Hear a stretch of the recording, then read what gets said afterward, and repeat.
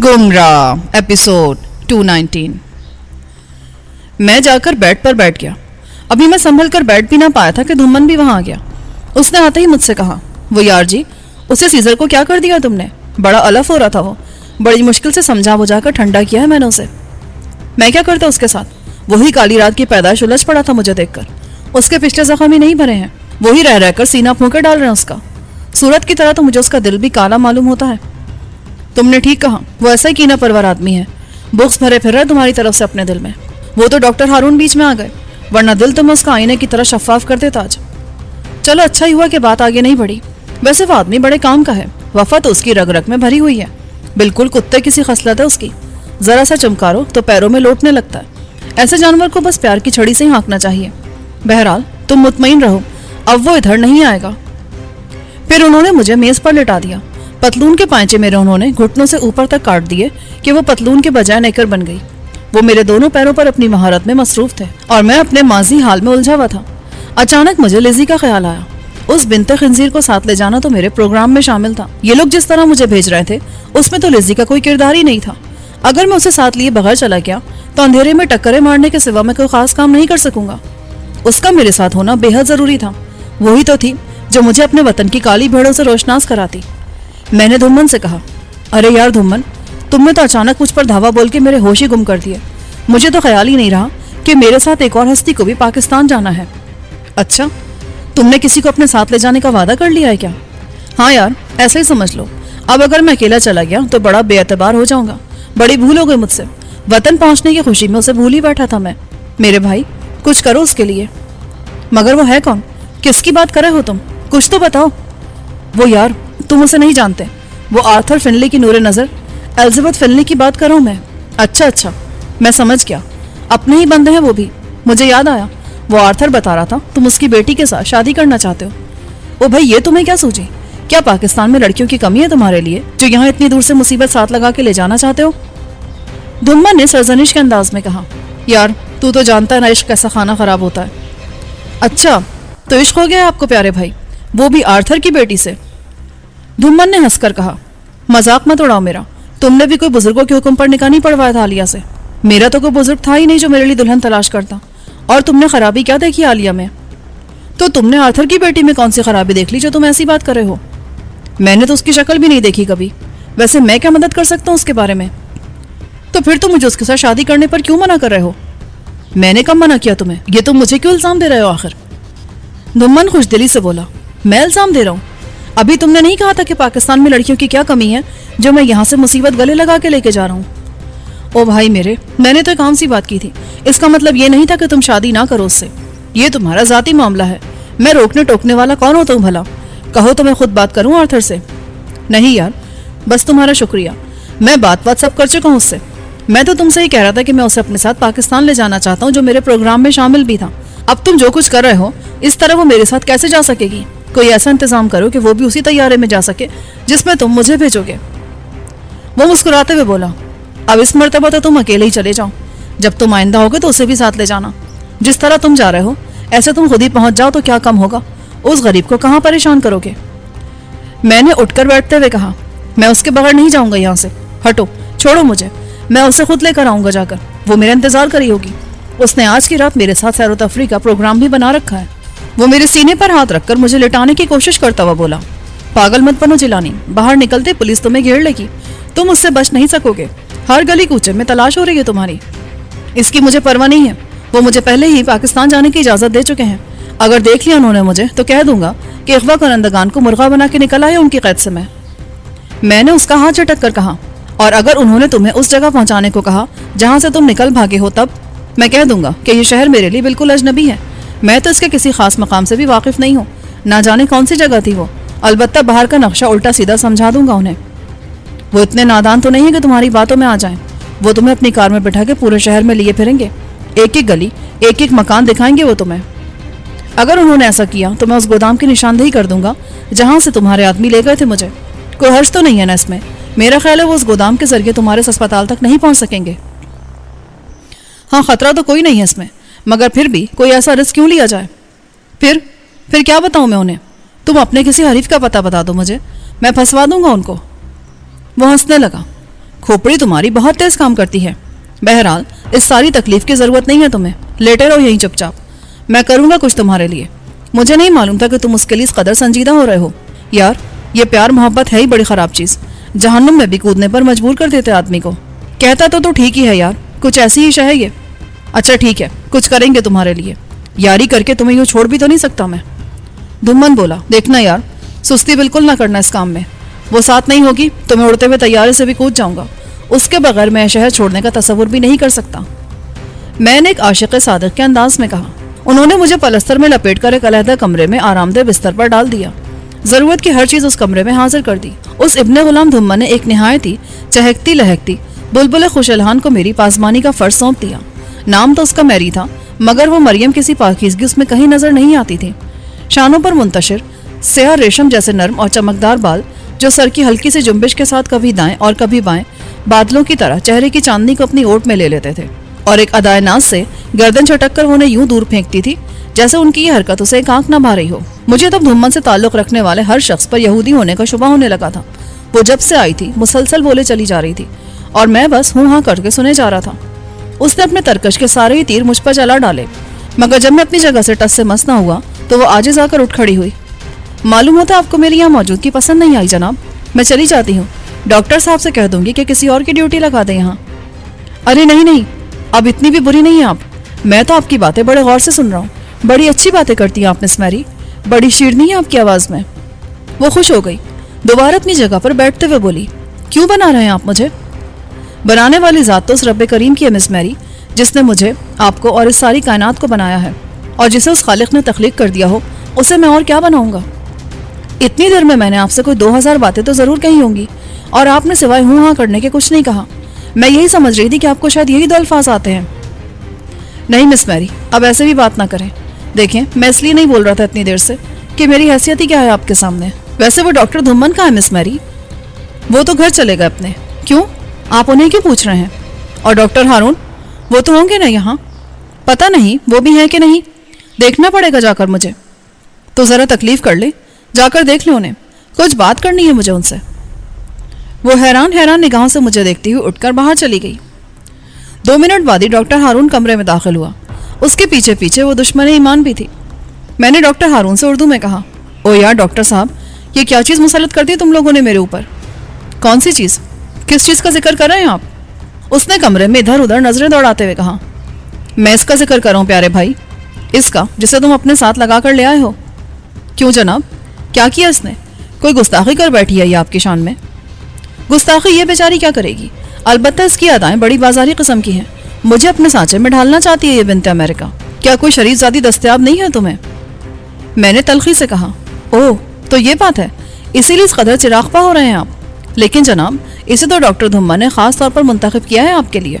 उनका कहना है कि आप बड़े शौकीन मिजाज आदमी हैं, लिहाजा आपकी खिदमत के लिए कोई ऐसी ही लड़की होनी चाहिए जो आपके मैयार पर पूरी उतर सके।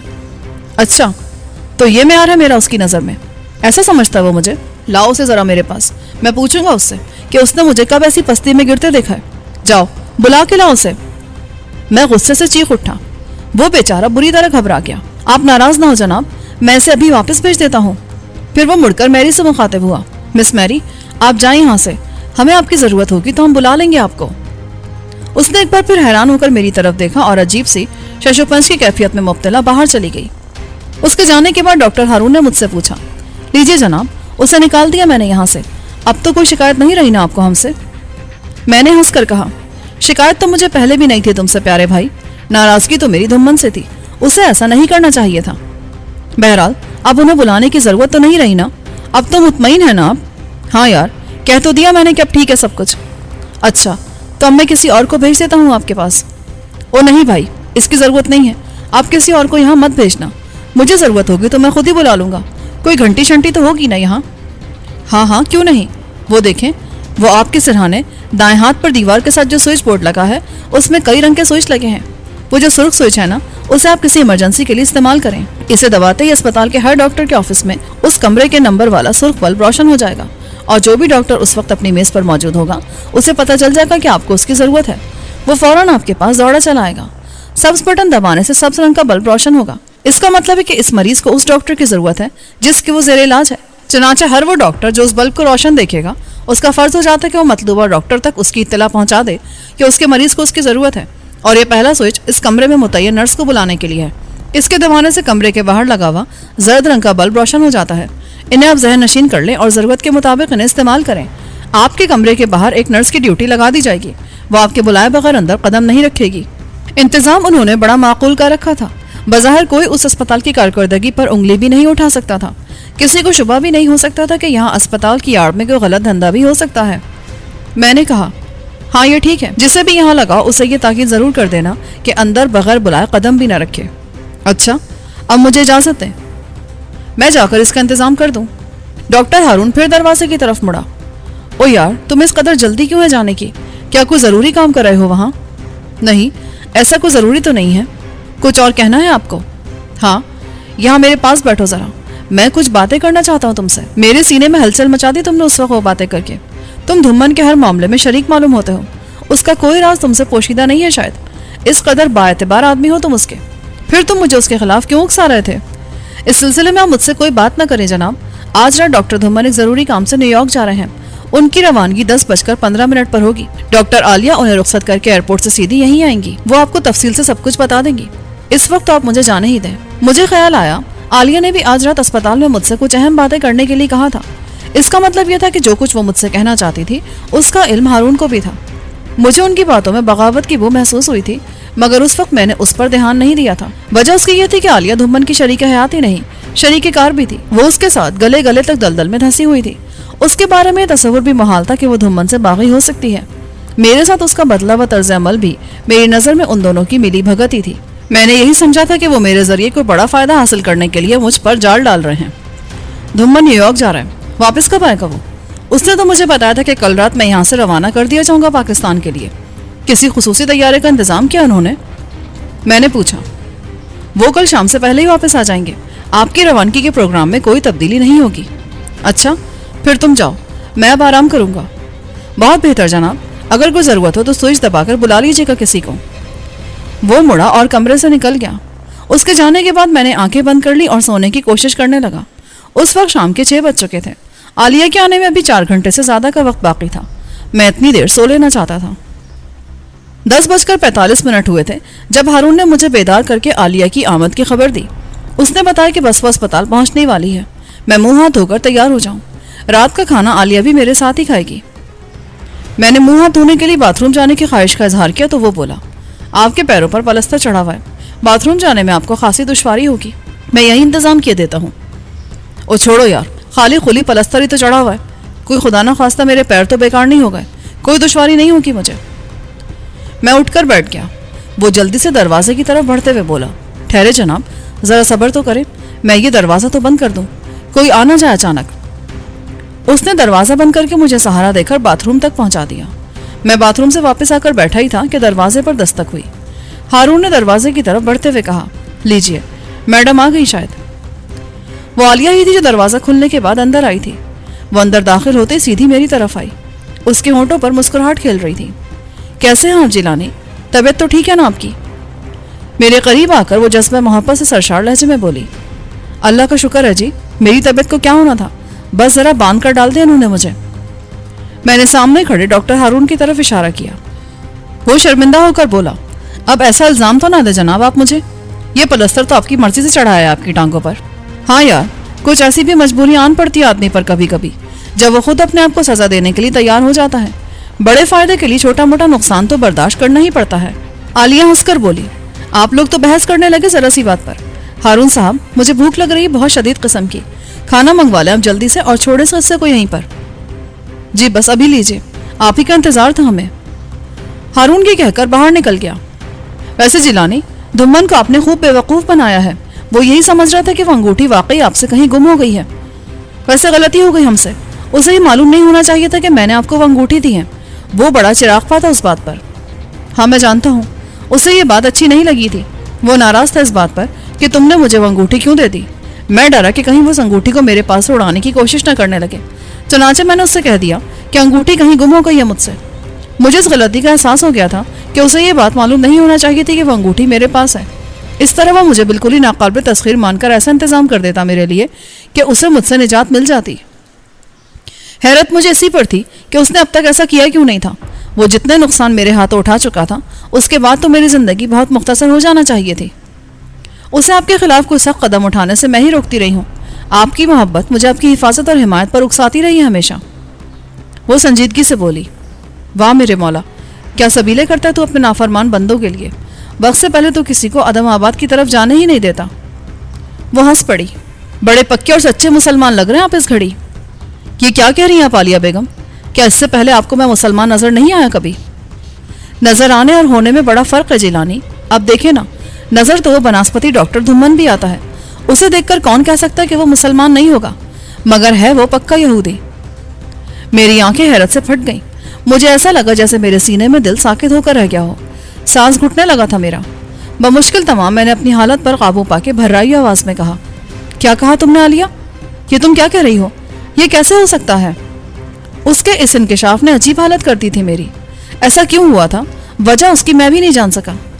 وہ بوکھلا کے میرے پاس آئی اور تشویشناک انداز میں مجھے دیکھتے ہوئے بولی. ارے یہ کیا ہونے لگا آپ کو جیلانی؟ آپ کی طبیعت تو ٹھیک ہے نا؟ آپ کا چہرہ تو ایک دم سفید پڑ گیا ہے. کچھ نہیں. میرا سانس رکنے لگا تھا آپ کی بات سن کر. کیا سچ کہہ رہی ہیں آپ؟ سچ مچ دھمن یہودی ہے کیا؟ وہ پریشان ہو کر بولی. میری اس بات سے اتنی تکلیف پہنچی آپ کو؟ مجھے معلوم ہوتا تو میں کبھی ایسی بات نہ کرتی. میرا مطلب یہ نہیں تھا کہ وہ سچ مچ میں یہودی ہے. ویسے جو آدمی یہودیوں کے لیے کام کرے اسے یہودی ہی کہنا چاہیے. اوہ یہ بات ہے. تو وہ فرزند ابلیس یہودیوں سے بھی مل بیٹھا ہے؟ میں نے انجان بنتے ہوئے کہا. جی ہاں، اور اسی وجہ سے میں اس سے نفرت کرنے لگی ہوں. اب دیکھیں نا، آدمی کو دولت کی حوث میں اتنا بھی اندھا نہیں ہونا چاہیے. اسے اپنی شناخت بھی باقی رکھنا چاہیے. برے دھندے کرنا اور بات ہے، مگر ملک اور قوم کی بقا سے تو نہیں کھیلنا چاہیے کسی کو. آخر وہ بھی تو لوگ ہوتے ہیں جو اپنی زندگی جیسی قیمتی شے ہتھیلی پر لیے پھرتے ہیں. اپنے ملک کے تحفظ کی خاطر سب کچھ قربان کر دیتے ہیں وہ مادر وطن پر. ہاں عالیہ، وہ بھی ہمارے جیسے انسان ہوتے ہیں، مگر ان کے سینے ہرس و حوث سے خالی ہوتے ہیں. بس دھمن بھی لالچ کے ہاتھوں شکست کھا چکا ہے. یہ بہت بڑا کام لے لیا اس نے اپنے ذمے. میں ہارون کو آتے دیکھ کر خاموش ہو گیا. اس کے پیچھے دو وردی پوش بہرے ہاتھوں میں ٹرے اٹھائے چلے آ رہے تھے. ہارون نے میرے بیڈ کے ساتھ ایک میز لگا دی اور ان دونوں نے اس پر کھانا چن دیا. ہارون نے کرسی کھینچ کر میز کے دوسری طرف رکھتے ہوئے عالیہ سے بولا. آپ ادھر آ جائیں میڈم. عالیہ میرے بیڈ سے اٹھ کر اس کرسی پر جا بیٹھی. آپ بھی آ جائیں ہارون صاحب. شکریہ میڈم، آپ لوگ کھائیں، میں کھا چکا ہوں. ہارون نے معذرت کرتے ہوئے کہا. دونوں بیروں کو اس نے واپس بھیج دیا تھا اور خود ایک کرسی لے کر دروازے پر جا بیٹھا تھا. عالیہ نے اس سے پوچھا. آپ کے علاوہ اور کون کون ہے اسپتال میں اس وقت؟ ڈاکٹر قیصر اور ڈاکٹر تنویر ہے میڈم. انہیں میں نے سمجھا دیا ہے، ادھر کوئی نہیں آئے گا اس وقت. یہ آپ نے بہت اچھا کیا. کھانا شروع کریں نا جیلانی صاحب، باتیں بھی ہوتی رہیں گی کھانے کے دوران. سنا ہے اس طرح کھانا زیادہ کھایا جاتا ہے. ہاں سنا تو میں نے بھی ایسا ہی ہے. میں نے ہنس کر ہارون کی طرف دیکھتے ہوئے کہا. وہ میرے سامنے رکھی ہوئی پلیٹ میں سالن ڈالتے ہوئے بولی. یہ ڈاکٹر ہارون ہمارے شریک راز ہیں. آپ ان کی طرف سے بالکل مطمئن ہو کر باتیں کریں. اور وہ دونوں ڈاکٹر قیصر اور ڈاکٹر تنویر بھی اپنے ہی آدمی ہیں. نرسیں یہاں سب مقامی ہیں اور اردو بالکل نہیں جانتی. پھر بھی ڈاکٹر ہارون نے انہیں ادھر آنے سے منع کر دیا ہے. ہم لوگ آزادانہ ہر موضوع پر گفتگو کر سکتے ہیں. کوئی حارج نہیں ہوگا ہمارے درمیان اور نہ ہی کوئی بات باہر نکلے گی. اچھا تو یہ بات ہی ڈاکٹر ہارون. پھر تو آپ کو ایسی باتیں اس وقت بالکل نہیں کرنی چاہیے تھی. وہ دھمن سن سکتا تھا. کوئی بھی بات اس کے کان میں پڑ کر آپ کو مشکوک لوگوں کی فہرست میں شامل کر سکتی تھی. میں تو خود چوکنا ہو گیا تھا آپ کی طرف سے. مجھ سے غلطی ہو گئی تھی جناب، مجھے احساس ہو گیا تھا اس بات کا. اسی لیے دوسری بار آپ کے پوچھنے کے باوجود میں نے کوئی بات نہیں کی تھی. میڈم پر ڈال دیا تھا ذمہ داری کو میں نے عالیہ سے پوچھا. مگر عالیہ بیگم، آپ نے یہ یقین کیوں کر لیا کہ میں اس معاملے میں آپ ہی کا ساتھ دوں گا؟ میں دھمن کا طرفدار بھی تو ہو سکتا ہوں. آپ نے کچھ خطرہ محسوس نہیں کیا مجھ سے؟ میں آپ کو ایک عرصے سے جانتی ہوں جیلانی صاحب. جو ہنگامہ خیز زندگی آپ گزار رہے ہیں اس میں بھی زیادہ قصور آپ کا نہیں ہے. آپ نے تو صرف ایک بار اپنی ضرورتوں کے ہاتھوں مجبور ہو کر ایک قدم اٹھایا تھا.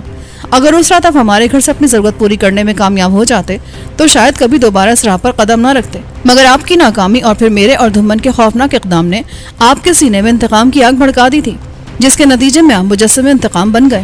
میں تسلیم کرتی ہوں کہ آپ کی موجودہ پرعالم زندگی کے ذمہ دار ہم ہی دونوں ہیں. ہماری خود غرضی نے آپ کی زندگی زہر آلود کر دی ہے، ورنہ فطرتاً برے آدمی نہیں ہے. اس نے مکمل طور پر میری زندگی کا تجزیہ کر کے میرے سامنے رکھ دیا تھا. پھر بھی میں آخر ہوں تو انسان ہی، ایک خطا کار انسان. میری نیت بدل بھی سکتی کسی وقت. ضروری تو نہیں کہ وہی کچھ کروں میں جو تم چاہتی ہو. آدمی کو پہچاننے کا اتنا سلیقہ تو مجھ میں ہے جیلانی.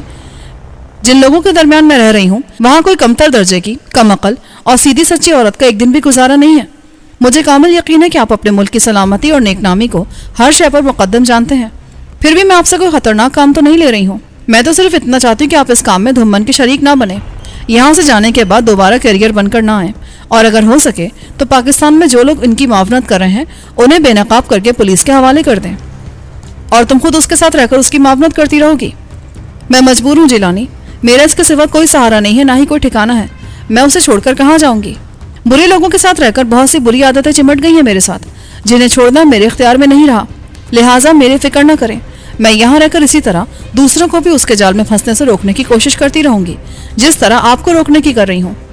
आलिया की ये बातें सुनकर मेरा जी चाहा कि मैं उसे अपनी पनाह में ले लूँ, उसे उन सयाकारों की दुनिया से निकालकर अपने साथ ले जाऊं, मगर ये किसी भी तरह मुमकिन नहीं था मेरे लिए। मैं तो खुद उन लोगों के रहमो करम पर था। वो धुम्मन मुझे पाकिस्तान भेजने के लिए अपने वसाइल इस्तेमाल करा था, फिर मैं उसकी नजरों से बचाकर आलिया को अपने साथ कैसे ले जा सकता था? मैंने कहा, आलिया, आपकी बातों ने मेरे दिल में आपके लिए बड़ी इज्जत और तौकीर पैदा कर दी है। मैं आपके काम आना चाहता हूँ। मुझे बताएं, मैं क्या कर सकता हूँ आपको इस जंजाल से निकालने के लिए? नहीं जिलानी साहब, आप मेरे लिए बिल्कुल परेशान ना हो। मेरे लिए कोई परेशानी की बात नहीं है इधर। अगर आपने मेरी बात मानकर दोबारा इधर का रुख ना किया तो मैं इसे अपने लिए बहुत बड़ी कामयाबी समझूंगी। इसकी आप फिक्र ही ना करें, मुझे उस नंगे वतन की असलियत मालूम हो चुकी है। आप बस देखती जाएं कि मैं करता क्या हूँ उसके साथ। वापस आने का इरादा तो मैं पहले भी नहीं रखता था यहाँ, और अब तो मैं एक एक टांका उधेड़ के रख दूंगा इन रजीलों का। क्या याद करेंगे ये भी कि किसी गुलाम जिलानी से वास्ता पड़ा था इनका? मुझे आपसे यही उम्मीद थी। बस आप वहाँ का महा संभालें और यहाँ की तो फिक्र ही ना करें। अब यहाँ मैं मौजूद हूँ, मैं किसी को कामयाब नहीं होने दूंगी। वो खुश होकर बोली,